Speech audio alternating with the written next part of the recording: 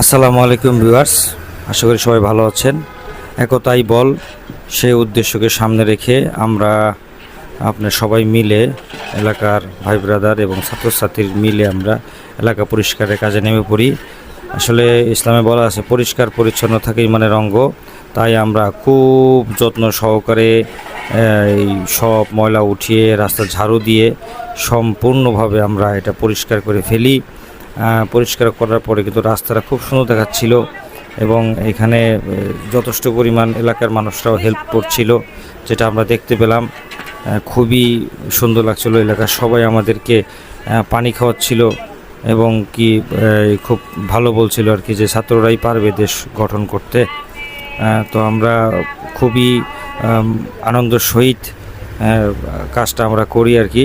এটা আমাদের সৌভাগ্য যে রাষ্ট্রের কার্যক্রম আমরা করতে পারি।